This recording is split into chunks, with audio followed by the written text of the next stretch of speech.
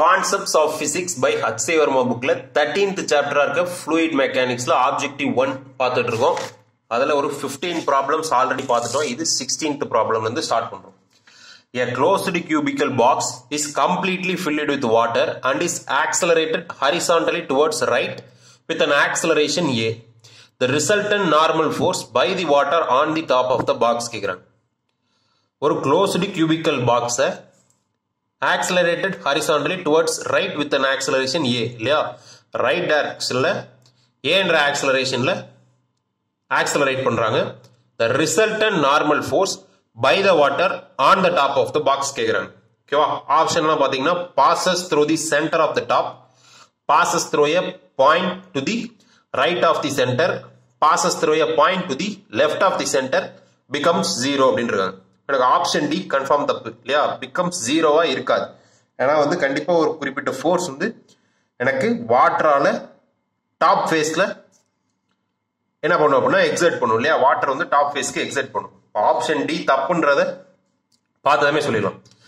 ஏவா பியா சியா அப்படின்றத passes through a point to the left of the centre தான் ஆன்சர். ஏன் அப்படின்னா வந்து க்ளோஸ்டு கியூபிக்கல் பாக்ஸ் ஆக்சலரேட்டட் ஹரிசாண்டலிக்கு தனியா ஒரு வீடியோ அனாலிசிஸ் போட்டிருக்கேன். அதுபடி பார்த்தோம் அப்படின்னம்னா உங்களுக்கு வந்து passes through a point to the left of the centre தான் ஆன்சர்ன்ட்டு ஸ்ட்ரைட்டா சொல்லிடணும். இப்போ ஷார்ட்டா சொல்லிடுவோம். ஓகேவா, இதுதான் வந்து உங்களுக்கு க்ளோஸ்டு கியூபிக்கல் பாக்ஸ் இருக்கு. ஓகேவா, ரைட் டைரக்ஷன்ல எனக்கு ஆக்சலரேஷன் ஆயிட்டு இருக்கு அப்படின்னா இந்த டாப் ஃபேஸ்ல வாட்டர் எக்ஸர்ட் பண்ணக்கூடிய ஃபோர்ஸோட ரிசல்டன்ட் தான் கேட்கறாங்க இல்லையா. Resultant normal force by the water on the top of the box அதுதான் கேட்கறாங்க. இப்போ ஆக்சிஸ் மாதிரி வரைஞ்சோம் அப்படின்னா இப்போ இதை எக்ஸ் ஆக்சிஸ்ன்னு எடுத்துப்போம், இதை ஒய் ஆக்சிஸ்ன்னு எடுத்துப்போம். இப்போ இதை இசட் ஆக்சிஸ்ன்னு எடுத்துக்கிட்டோம்னா அலாங் ஒய் ஆக்சிஸ் எனக்கு ப்ரெஷர் டிஸ்ட்ரிபியூஷன் யூனிஃபார்மா இருக்கும். கரெக்டா, இப்போ அலாங் எக்ஸ் ஆக்சிஸ்ல வந்து எனக்கு ப்ரெஷர் வந்து என்ன ஆகும்னா இந்த டிஸ்டன்ஸ் அதிகமாக அதிகமாக எனக்கு வந்து ப்ரெஷர் இன்க்ரீஸ் ஆகும் இல்லையா. இப்போ ஒரு பாயிண்ட் எக்ஸ் டிஸ்டன்ஸ் தள்ளி இருந்துச்சு அப்படின்னா அதோட ப்ரெஷர் அட் தட் பாயிண்ட் எப்படி கண்டுபிடிப்போம்னா PX equal to rho AX அப்படின்னு சொல்லுவோம். கரெக்டா, இப்போ எனக்கு இந்த ஆக்சிஸ்ல ப்ரெஷர் டிஸ்ட்ரிபியூஷன் யூனிஃபார்மா இருக்கு அப்படின்னா அதுல இருந்து நம்ம என்ன சொல்லலாம் அப்படின்னா இதுதான் டாப் ஃபேஸ், இன்னொருத்தர வரைஞ்சிருக்கேன். இப்போ இந்த ஆக்சிஸ்ல எனக்கு ப்ரெஷர் டிஸ்ட்ரிபியூஷன் யூனிஃபார்ம் அப்படின்னா கண்டிப்பா எனக்கு ரிசல்டன்ட் நார்மல் ஃபோர்ஸ் சென்டர்ல தான் ஆக்ட் ஆகும் இல்லையா. இது ஒரு சென்டர் லைன் அப்படின்னா இந்த லைன்ல எங்கேயோ ஒரு இடத்துல தான் எனக்கு வந்து ரிசல்டன்ட் நார்மல் ஃபோர்ஸ் ஆக்ட் ஆகும். ஏன்னா இந்த ஆக்சிஸ்ல எனக்கு ப்ரெஷர் டிஸ்ட்ரிபியூஷன் யூனிஃபார்ம், பட் இந்த ஆக்சிஸ்ல இங்க இருந்து போக போக எனக்கு ப்ரெஷர் வந்து இன்க்ரீஸ் ஆகும். அப்போ எனக்கு வந்து யூனிஃபார்ம் டிஸ்ட்ரிபியூஷன் இங்க கிடையாது. அப்போ இந்த பாயிண்ட்ல இருந்து இந்த பாயிண்ட்டுக்கு வரும் அப்படின்னா எனக்கு என்ன ஆகுது அப்படின்னா எனக்கு வந்து ஃபோர்ஸும் கண்டிப்பா என்ன ஆகும் அப்படின்னா அதிகமாகும். கரெக்டா, ஃபோர்ஸ் ஒவ்வொரு இடத்துலையுமே வந்து அதிகமாயிட்டே வரும். மேக்சிமம் எங்க இருக்கும் அப்படின்னா இங்கே தான் இருக்கும். கரெக்டா, இப்போ இப்படி ஒரு யூனிஃபார்ம்லி டிஸ்ட்ரிபியூட்டட் கிடையாது, இது யூனிஃபார்ம்லி வேரியிங் லோட் இருக்கிறதுனால இப்போ இதோட ரிசல்டன்ட் ஃபோர்ஸ் எங்க ஆக்ட் ஆகும் அப்படின்னா இங்க இருந்து L/3 டிஸ்டன்ஸ்லயும் இந்த பாயிண்ட்ல இருந்து 2L/3 டிஸ்டன்ஸ்லயும் ஆக்ட் ஆகும் இல்லையா. இப்போ அந்த வீடியோலயே கண்டுபிடிச்சிருப்போம். என்ன அப்படின்னா வந்து உங்களுக்கு எக்ஸ் பார் இருக்கு இல்லையா, பாயிண்ட் ஆஃப் அப்ளிகேஷன் வந்து 2L/3 இருக்கும் அப்படின்னு சொல்லியிருப்போம். அடுத்து வந்து அதோட மேக்னிடியூட், இந்த கொஸ்டின்ல மேக்னிடியூட் கேட்கல, அதோட மேக்னிடியூட் எவ்வளவா இருக்கும் அப்படின்னா MAL/3க்கு ஈக்குவலா இருக்கும். ஓகேவா, MAL/3க்கு ஈக்குவலா இருக்கும். 17th problem. Consider a situation of the previous problem. Let the water push the left wall by a force F1 and the right wall by a force F2. Okay va?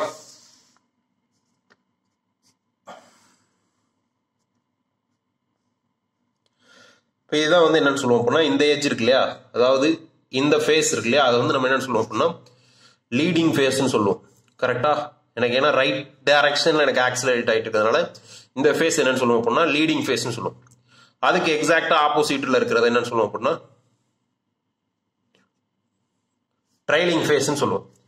எந்த இடத்துல எனக்கு வந்து ஃபோர்ஸ் அதிகமா இருக்குன்னு கேட்கறாங்க. இதுல water push பண்ற force இருக்கு இல்லையா, அதை F1 எடுத்துக்க சொல்றாங்க. இதுல ஆக்ட் ஆகிற ஃபோர்ஸை F2 எடுத்துக்க சொல்றாங்க.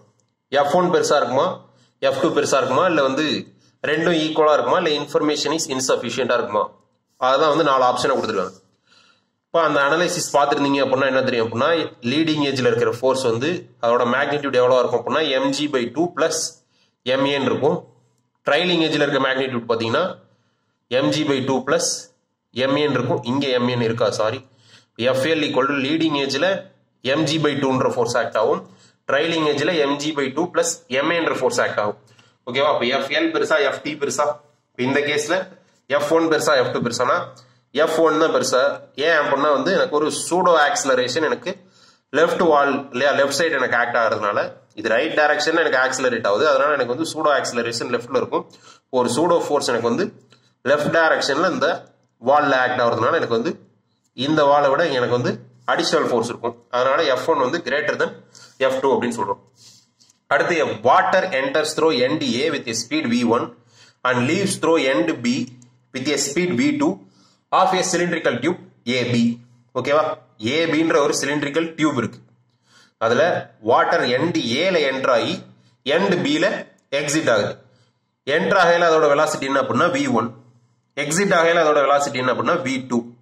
The tube is always completely filled with water அப்படின்றாங்க. இந்த டியூப் வந்து எப்பவுமே வாட்டரால கம்ப்ளீட்டா ஃபில் ஆகியிருக்கிற ஒரு டியூப் அப்படின்றாங்க. இன் கேஸ் 1 ஃபர்ஸ்ட் கேஸ் என்ன சொல்றாங்க அப்படின்னா the tube is horizontal. In case 2 it is vertical with the end A upward, and in case 3 it is vertical with the end B upward. We have v1 equal to v2 if அப்படின்றாங்க. ஓகேவா? Case 1 case 2 case 3 மூணு cases இருக்கு. மூணு கேசஸ்ல v1 equal to v2 எந்த கேஸ்க்கு இருக்கும்னு கேக்குறாங்க இல்லையா? இல்ல ஃபர்ஸ்ட் கேஸா, செகண்ட் கேஸா, தேர்ட் கேஸா, இல்ல எல்லா கேசஸ்க்குமேவா அப்படின்னு கேக்குறாங்க. இப்ப கேஸ் 1 என்ன சொல்றாங்க அப்படின்னா அந்த ஹாரிசான்டல் டியூப, சாரி அந்த ஏபின்ற டியூப ஹாரிசான்டலா பிளேஸ் பண்ணிருக்காங்க. கேஸ் 2ல வந்து வெர்டிகலா பிளேஸ் பண்ணிருக்காங்க. எண்ட் ஏ மேல இருக்கு, பி கீழ இருக்கு. அடுத்ததுல பாத்தீங்கன்னா உங்களுக்கு பி மேல இருக்கு, ஏ கீழ இருக்கு. எல்லா கேசஸ்லயுமே ஏ வழியா வாட்டர் என்டர் ஆகி பி வழியா வெளியே போகும் இல்லையா? ஏ வழியா என்டர் ஆகி பி வழியா வெளியே போகுது. என்டர் ஆகல அதோட வெலாசிட்டி v1, எக்ஸிட் ஆகல அதோட வெலாசிட்டி v2. ஓகேவா? v1 ஈக்குவல் டு v2 எப்ப இருக்கும்னு கேக்குறாங்க. எந்த கேஸுக்கு இருக்கும்னு கேக்குறாங்க. ஜெனரலா டிஸ்சார்ஜ், அதாவது என்ட்ரிங் வந்து எக்ஸிட்டுக்கு ஈக்குவலா இருக்கும். கரெக்டா? ஒரு metre cube per second water enter ஆகுச்சுன்னா எனக்கு அதே வாட்டர் எனக்கு லீவ் ஆகும் இல்லையா? எனக்கு என்ட்ரிங் டிஸ்சார்ஜும் எக்ஸிட் டிஸ்சார்ஜும் சேமா இருக்கும். ஏன் அப்படின்னா இந்த டியூப் வந்து கம்ப்ளீட்லி ஃபில் ஆயிருக்கு.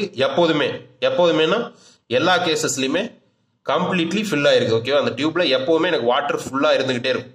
ஓகேவா? எவ்வளவு வாட்டர் எனக்கு என்டர் ஆகுதோ அவ்வளவு வாட்டர் எனக்கு வெளியே போயிடும். அப்ப Q1 ஈக்குவல் டு Q2ன்றது எல்லா கேசஸ்க்குமே பொருந்துனது. ஓகே, அப்ப Q1 ஈக்குவல் டு Q2னா என்ன சொல்லலாம்? Discharge equal to velocity into ஏரியாவா? அப்ப V1 A1 equal to V2 A2. V1 equal to V2 இருக்கணும்னா என்னவா இருக்கணும்? A1 ஈக்குவல் டு A2 இருக்கணும்.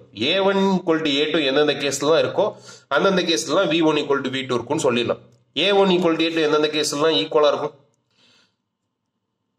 எல்லா கேஸ்லயுமே எனக்கு A1 A2 ஈக்குவலா தான் இருக்கு. எல்லா கேஸ்லயுமே A1 A2 ஈக்குவலா இருக்கு அப்படின்னா எல்லா கேஸ்லயுமே V1 V2 ஈக்குவலா தான் இருக்கு. அப்ப ஆன்சர் என்ன அப்படின்னா ஈச் கேஸ் அப்படிதான் ஆன்சர்.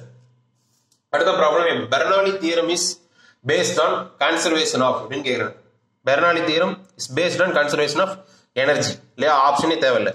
அடுத்து வந்து water is flowing through a long horizontal tube let PA and PB be the pressures at the 2 points A and B of the tube. ஓகேவா? ஒரு லாங் ஹாரிசான்டல் டியூப் இருக்கு, அதுல water flow ஆயிட்டு இருக்கு. A Bன்னு 2 point எடுத்துக்கிட்டோம்னா pressure at ஏவும் pressure at பியும் எப்படி இருக்கும் அப்படின்றது தான் கொஸ்டின். ஃபர்ஸ்ட் ஆப்ஷன் என்ன சொல்றாங்க அப்படின்னா PA must be equal to PBன்னு சொல்றாங்க இல்லையா? PAவும் PBயும் கட்டாயமா வந்து எனக்கு வந்து ஈக்குவலா தான் இருக்கணும் அப்படின்றது தான் ஆப்ஷன் ஏ. அடுத்ததுல வந்து must be greater than PA greater than PB இருக்கணுங்கிறாங்க. ஆப்ஷன் சி ல பாத்தீங்கன்னா PA must be less than PBங்கிறாங்க. அடுத்த கேஸ் பாத்தீங்கன்னா PA equal to PB only if the cross sectional area at A and B are equal அப்படின்றாங்க. ஓகேவா? இந்த 4 ஆப்ஷன்ல எந்த ஆப்ஷன் கரெக்டா இருக்கும் அப்படின்னா இப்போ இது வந்து ஹாரிசான்டல் டியூப்னு சொல்லியிருக்காங்க.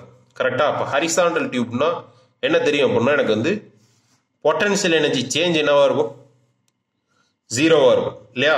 இப்போ இதுக்கு பெர்னாலிஸ் ஈக்குவேஷன் எழுதுறோம்னா B2 minus B1 divided by V plus half M V2 square minus V1 square equal to 0. ஓகேவா? பெர்னாலிஸ் பிரின்சிபல் என்னது? சேஞ்ச் இன் எனர்ஜி வந்து கான்ஸ்டன்டா இருக்கும். ஓகேவா? எனக்கு இது வந்து பிரஷர் எனர்ஜி சேஞ்ச், இது வந்து கைனடிக் எனர்ஜி சேஞ்ச். ஓகேவா? இப்போ ஃபர்ஸ்ட் ஆப்ஷன் என்னது, PA must be equal to PB அப்படின்னு சொல்லியிருக்காங்க இல்லையா? அப்போ இதுதான் ஏன்ற பாயிண்ட் எடுத்துப்போம், இங்கே பின்ற பாயிண்ட் எடுத்துப்போம். இந்த ரெண்டு இதுலேயும் ப்ரெஷர் ஈக்குவலாக இருக்கணும் அப்படின்னு நம்மளே எடுத்துக்கோம். ஓகேவா? P1 ஈக்குவல் டு P2 நம்மளே எடுத்துக்கிட்டோம் அப்படின்னா ப்ரெஷர் எனர்ஜி 0 ஆகிடும் இல்லையா? ப்ரெஷர் எனர்ஜி 0வா இருந்துச்சுன்னா கண்டிப்பாக எனக்கு கைனடிக் எனர்ஜி சேஞ்சும் 0வா தான் இருக்கணும். கரெக்டாக? இது 0வா இருந்துச்சுன்னா இதுவும் 0வா தான் இருக்கும். இது 0ன்னா என்ன அர்த்தம் அப்படின்னா V2வும் V1ம் ஈக்குவலா இருக்கும்னு அர்த்தம் இல்லையா? அப்போ P1 ஈக்குவல் டு P2 எப்போ இருக்கும்? V2 equal to V1. அதாவது ரெண்டு வெலாசிட்டியுமே சேமா இருந்தது, அதாவது யூனிஃபார்ம் வெலாசிட்டியில டிராவல் ஆனால் தான் எனக்கு V1ம் V2வும் சேமா இருக்கும். V2வும் V1 சேமா இருக்கிறதுனால என்ன சொல்லலாம் அப்படின்னா Q1 ஈக்குவல் டு Q2ன்றது ஜென்ரல். கரெக்டாக டிஸ்சார்ஜ் எனக்கு வந்து என்ட்ரியும் எக்ஸிட்டும் சேமா இருந்துச்சு அப்படின்னா Q1 ஈக்குவல் டு Q2 எப்படி எழுதலாம்? V1A1 ஈக்குவல் டு V2A2ன்னு எழுதலாம். V1ம் V2வும் சேமா இருந்துச்சுன்னா என்னன்னு சொல்லிடலாம்? A1ம் A2வும் ஈக்குவல்னு சொல்லிடலாம் இல்லையா? P1 ஈக்குவல் டு P2 எப்போ இருக்கும்? V2வும் V1ம் சேமா இருக்கப்போ இருக்கும். V2 ஈக்குவல் டு V1 எப்போ இருக்கும்? A1ம் A2வும் சேமா இருக்கும். இப்போ எப்படி சொல்லலாம் அப்படின்னா P1ம் P2வும் சேமா இருக்கும் எப்போ அப்படின்னா A1ம் A2வும் சேமா இருக்கப்ப அப்படின்னு சொல்லிடலாம். கரெக்டா? இப்போ எனக்கு வந்து ஆப்ஷன் டி பார்த்தீங்கன்னா PA equal to PB only if the cross sectional area at A and B are equal. கரெக்டா? இப்போ வந்து ஆப்ஷன் டி தான் கரெக்ட். ஏன்னா P1 ஈக்குவல் டு P2வா இருக்கணும்னா என்ன இருக்கணும் அப்படின்னா A1 A2வும் சேமா இருக்கணும். சிலர் எப்படி யோசிப்பாங்க அப்படின்னா இப்போ வந்து ஏன்றது இங்க இருக்கு, பின்றது இங்க இருக்கு. கரெக்டா? இப்போ ஏல இருந்து பிக்கு எனக்கு வாட்டர் ஃப்ளோ ஆகுது அப்படின்னா ப்ரெஷர் அட் ஏ வந்து கட்டாயமா, அதாவது ப்ரெஷர் அட் பியை விட அதிகமாக தான் இருக்கணும் அப்படின்னு யோசிப்பாங்க. அதிகமா இருந்தா என்ன ஆகும் அப்படின்னா உங்களுக்கு ஆக்சலரேஷன் ஒன்று இருக்குமே தவிர எனக்கு வந்து கண்டிப்பா கட்டாயமா அதிகமா இருந்தால் தான் எனக்கு வாட்டர் ஃப்ளோவே இருக்கும்னு அவசியம் கிடையாது. ஓகேவா? சப்போஸ் பிஏவும் பிபியும் ஈக்குவலா இருக்கப்பையும் எனக்கு என்ன போகலாம் அப்படின்னா ஏ ஈக்குவல் டு 0, அதாவது யூனிஃபார்ம் வெலாசிட்டியில ஃப்ளோ ஆகலாம். ஓகேவா? பிஏ வந்து கட்டாயமா இந்த பாயிண்ட்ல இருக்க ப்ரெஷர் இந்த பாயிண்ட்ல இருக்க ப்ரெஷரை விட கண்டிப்பா அதிகமா இருந்தால் தான் இங்க இருந்து இங்க வாட்டர் ஃப்ளோ ஆகும்னு அர்த்தம் கிடையாது. ஓகேவா? அதிகமா இருந்துச்சுன்னா இந்த டைரக்ஷன்ல எனக்கு அந்த வாட்டர் ஆக்சலரேட் ஆகுதுன்னு தான் சொல்லாமே தவிர அப்பதான் எனக்கு மூவ் ஆகும் சொல்ல முடியாது. அடுத்து 21th ப்ராப்ளம் பாத்தீங்கன்னா water and mercury are filled in two cylindrical vessels up to same height. Both vessels have a hole in the wall near the bottom. The velocity of water and mercury coming out of the holes are V1 and V2 respectively. அப்படின்றாங்க. ரெண்டு cylindrical vessel எடுத்துக்கிறாங்க, ஒன்னுல வாட்டரும் இன்னொன்னுல மெர்க்குரியும் எடுத்துக்கிறாங்க. ரெண்டையுமே same ஹைட்ல fill பண்ணி வச்சிருக்காங்க. Both vessels have a hole in the wall near the bottom. Okay, ரெண்டு வெசல்லையுமே பாட்டமுக்கு நியரா அந்த ஹோல்ல ஒரு அந்த வால்ல ஒரு ஹோல் இருக்கு. The velocity of water and mercury coming out of the holes are V1 and V2 ன்னு கேக்குறாங்க. ஓகேவா? இப்போ இதுல வந்து பாத்தீங்கன்னா உங்களுக்கு velocity of velocity of flux இருக்கு இல்லையா? V equal to root of 2GH Torricelli's equation படி எனக்கு வந்து இந்த ஈக்குவேஷன்ல எனக்கு டென்சிட்டியே கிடையாது இல்லையா? அப்ப எனக்கு velocity of flux வந்து டென்சிட்டியை டிபெண்ட் பண்ணியே இல்லை இல்லையா? எனக்கு இந்த இடத்துல டென்சிட்டி மட்டும் தான் மாறுபடுது, சேம் ஹைட்னு தான் சொல்லியிருக்காங்க இல்லையா? அப்ப எனக்கு ரெண்டுலையும் H1 equal to H2 என்ன சொல்லிடலாம் அப்படின்னா V1 equal to V2 சொல்லிடலாம். ஆன்சர் என்ன அப்படின்னா V1 equal to V2. சில பேர் வந்து தியரிட்டிக்கலா யோசிப்பாங்க. எப்படி யோசிப்பாங்க அப்படின்னா ப்ரெஷர்ன்றது ρGH, கரெக்டா? அந்த இடத்துல ஹைட்ரோஸ்டாட்டிக் ப்ரெஷர்ன்றது இப்போ எனக்கு ரெண்டு இதுலயும் H சேம் டென்சிட்டி, ஆனால் எனக்கு வந்து மெர்க்குரி அதிகமா இருக்கிறதுனால அதுக்கு ப்ரெஷர் அதிகமா தானே இருக்கும். அப்பயே அதுக்கு வந்து வெலாசிட்டி அதிகமா இல்லை, அந்த மாதிரி டவுட்ஸ் வரும்.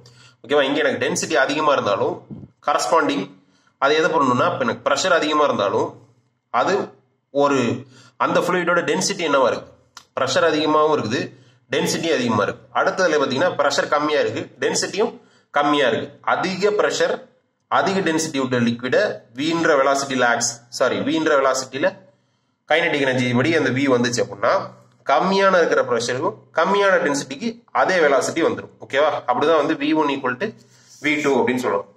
அடுத்து வந்து பாத்தீங்கன்னா a large cylindrical tank has a hole of area A at its bottom. Water is poured in the tank by a tube of equal cross-sectional area A, ejecting water at the speed V அப்படின்றாங்க. ஒரு பெரிய cylindrical tank இருக்கு, அதுல வந்து ஒரு whole இருக்கு, அதோட cross sectional area எவ்வளவு அப்படின்னா ஏன்னு சொல்லியிருக்காங்க. அதுல என்ன பண்றாங்க அப்படின்னா வாட்டரை அதே ஏரியா ஆஃப் கிராஸ் செக்ஷன்ல உள்ள ஒரு டியூப்ல இருந்து ஃப்ளோ பண்றாங்க, போர் பண்றாங்க. எந்த ஸ்பீட்ல அப்படின்னா Vன்ற ஸ்பீட்ல. எந்த ஆப்ஷன் கரெக்டா இருக்குன்னு கேக்குறாங்க. the water level in the tank keep on rising. the water level வந்து எப்பவுமே இன்க்ரீஸ் ஆகிட்டே இருக்குமா? no water can be stored in the tank. அந்த டேங்க்ல வந்து வாட்டர் லெவலை ஸ்டோர் பண்ண முடியாது. the water level will rise to a height v square by 2g and then stop. Water level வந்து ஒரு குறிப்பிட்ட ஹைட், அதாவது v square by 2gன்ற ஹைட் வரையும் இன்க்ரீஸ் ஆகும், அதுக்கப்புறம் தான் ஸ்டாப் ஆகும் அப்படின்றாங்க. அடுத்து வந்து the water level will oscillate. அந்த வாட்டர் லெவல் வந்து ஒரு லெவல்ல கான்ஸ்டன்டா இருக்காது, இந்த வாட்டர் லெவல் வந்து கான்ஸ்டன்டா இருக்காது, அதிகமாகி கம்மியாகி அந்த மாதிரி எனக்கு வந்து வாட்டர் லெவல் வந்து மாறிக்கிட்டே இருக்கும் அப்படின்றாங்க. இல்லை எந்த ஆப்ஷன் கரெக்ட் அப்படின்னா தப்பான ஆப்ஷன் எது அப்படின்னா வாட்டர் லெவல் will oscillate அப்படின்றது தப்பான ஆப்ஷன் ஈஸியா தெரிஞ்சும். Water level in the tank keep on rising. No water can be stored in the tank. The water level will rise to a height and then stop. இந்த மூணு ஆப்ஷன்ல எது கரெக்ட்னு சொல்றதுக்கு முன்னாடி இப்போ ஜென்ரலா ஒரு சிலிண்ட்ரிக்கல் டியூப்ல இதே மாதிரி ஒரு இதுல போர் பண்றாங்க, இன்னொரு எண்டில் எனக்கு வந்து எக்ஸிட் ஆயிருந்துச்சு அப்படின்னா எப்ப எனக்கு வாட்டர் லெவல் இன்க்ரீஸ் ஆகும் அப்படின்னா Q1 greater than Q2 இருக்கும் இல்லையா. வெளியே போற வாட்டரை விட உள்ள வர வாட்டரோட டிஸ்சார்ஜ் வால்யூம் இருக்கு இல்லையா, அந்த வால்யூம் பர் செகண்ட் இருக்கு இல்லையா, அது வந்து எனக்கு எந்த கேஸ்ல அதிகமா இருக்குதோ அதுல தான் எனக்கு வந்து ஹைட் என்ன ஆகும் அப்படின்னா எனக்கு வந்து இன்க்ரீஸ் ஆகும் இல்லையா, அந்த கேஸ்ல தான் எனக்கு வாட்டர் லெவல் இன்க்ரீஸ் ஆகும். இப்போ எனக்கு வாட்டர் லெவல் இன்க்ரீஸ் ஆகணும்னா Q1 வந்து Q2 விட கிரேட்டரா இருக்கும். வாட்டர் லெவல் சேமா இருக்கும்னா Q1 ஈக்குவல் டு Q2. உள்ள வர தண்ணி அப்படியே வெளியே போச்சு அப்படின்னா எனக்கு ஹச்சை அஃபெக்ட் பண்ணவே இல்லையா, பண்ணவே முடியாது இல்லையா, எனக்கு வந்து அதோட வாட்டர் லெவல் வந்து கான்ஸ்டன்டா இருக்கும். சப்போஸ் எனக்கு வந்து Q1 லெஸ் தென் Q2 இருந்துச்சுன்னா ஹச் என்ன ஆகும் அப்படின்னா டிக்ரீஸ் ஆகும். ஏன் அப்படின்னா உள்ள வர தண்ணியை விட வெளியே போற தண்ணி அதிகமா இருந்துச்சுன்னா எனக்கு என்ன ஆகும் அப்படின்னா வாட்டர் லெவல் குறைஞ்சிட்டு இருக்கும். இந்த கேஸ்ல பாத்தீங்கன்னா உங்களுக்கு வந்து A1 A2 சேம் இல்லையா, உள்ள போர் பண்ற அந்த டியூபோட ஏரியா ஆஃப் கிராஸ் செக்ஷனும் உள்ள இருக்கிற அந்த ஹோலோட ஏரியா ஆஃப் கிராஸ் செக்ஷனும் சேம்ன்றதுனால இப்போ இதை எப்படி சொல்லிடலாம் அப்படின்னா ஏ சேம்னா எனக்கு வந்து டிஸ்சார்ஜ் Q1 கிரேட்டர் தென் Q2னா என்ன சொல்லிடலாம் அப்படின்னா V1 கிரேட்டர் தென் V2ன்னு சொல்லிடலாம். இதுக்கு பாத்தீங்கன்னா V1 ஈக்குவல் டு V2ன்னு சொல்லிடலாம், இதுக்கு V1 less than V2 ன்னு சொல்லிடலாம். ஓகேவா, இது புரிஞ்சிச்சுன்னா அப்படின்னா இந்த சம்ம ஈஸியா சால்வ் பண்ணிடலாம். இப்ப இந்த ஆப்ஷன் எப்ப கரெக்டா இருக்கும் அப்படின்னா ஆப்ஷன் பி எப்ப கரெக்டா இருக்கும், no water can be stored in the tank அப்படின்றாங்க.